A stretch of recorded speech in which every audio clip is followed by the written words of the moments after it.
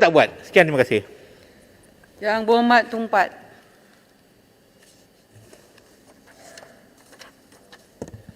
Terima kasih Datuk Seri Pengerusi. Pertamanya saya ingin menyentuh butiran 020100 Perpaduan Negara dan Integrasi Nasional. Saya menyambut baik pelbagai dasar baharu yang diperkenalkan bagi memperkukuhkan perpaduan negara, antaranya melalui dasar perpaduan negara dan rangka tindak perpaduan negara 2021 sehingga 2030. Dalam aspek ini saya melihat ada dua aspek yang boleh diteliti, iaitu langkah memupuk perpaduan dalam kalangan rakyat serta langkah mencegah sebarang bentuk halangan yang boleh menjadi pemecah belah kepada perpaduan.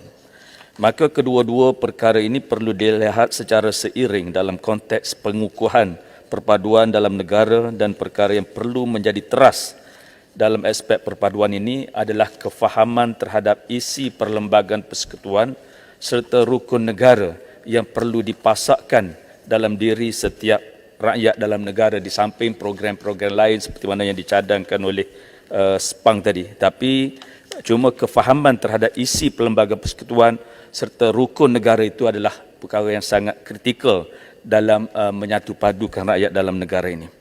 Saya ingin bertanya, apakah rancangan yang dirangka oleh kementerian bagi memperkukuhkan jati diri rakyat Malaysia ketika ini di bawah dasar perpaduan negara? Apakah kementerian juga mengenal pasti kekangan-kekangan yang boleh merungkai perpaduan negara ketika ini serta langkah yang telah diambil bagi mengatasi kekangan yang disebutkan tadi?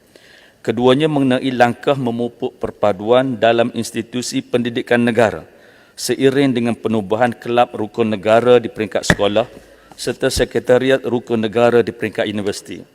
Saya ingin bertanya, apakah teras modul yang diketengahkan dalam sebarang bentuk program advokasi perpaduan di peringkat sekolah dan universiti serta rancangan kementerian bagi mengembelin sepenuhnya penubuhan kelab rukun negara ini bagi melahirkan generasi yang menitik beratkan soal perpaduan negara pada masa hadapan.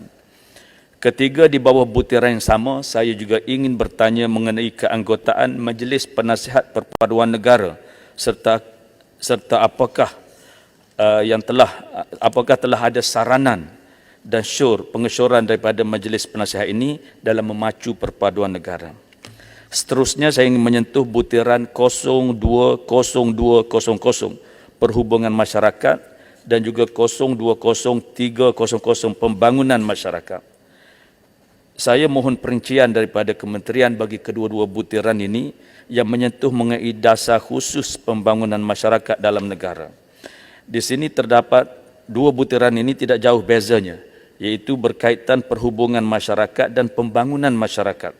Dan jika diteliti di bahagian huraian, aktiviti di bawah butiran perhubungan masyarakat lebih menjurus kepada keharmonian antara agama, manakala aktiviti di bawah butiran pembangunan masyarakat lebih tertumpu kepada dasar, inisiatif dan program kesejahteraan komuniti di pelbagai peringkat. Saya melihat kedua-dua butiran ini boleh digabung jalingkan di bawah satu perkara kerana item utama yang ditekankan dalam kedua-dua butiran ini tidak jauh bezanya. Datuk Seri Pengerusi, seterusnya butiran 040100 tambahan geran rukun tetangga. Di sini terdapat peruntukan baru yang melibatkan RM10.3 juta di bawah butiran ini. Saya ingin bertanya, apakah yang dirancang oleh pihak kementerian dengan peruntukan terhadap geran rukun tetangga ini? Kita semua sedia maklum bahawa jawatan kuasa setempat seperti rukun tetangga ini sangat penting, bukan sahaja sebagai ejen perpaduan, bahkan juga membantu dalam isu-isu sosial yang lain melibatkan keselamatan dan sosioekonomi masyarakat setempat. Oleh sebab itu, langkah kementerian untuk memperkukuhkan institusi rukun negara ini sangat dialu-alukan.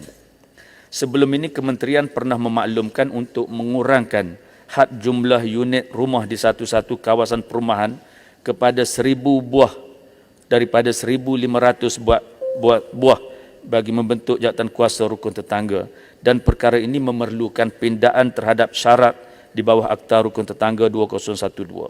Saya ingin bertanya, apakah perkembangan terkini terhadap langkah yang diambil ini? Apakah kementerian meletakkan sasaran terhadap pembentukan jawatankuasa rukun tetangga yang lebih banyak dengan pengurangan had jumlah unit rumah tadi?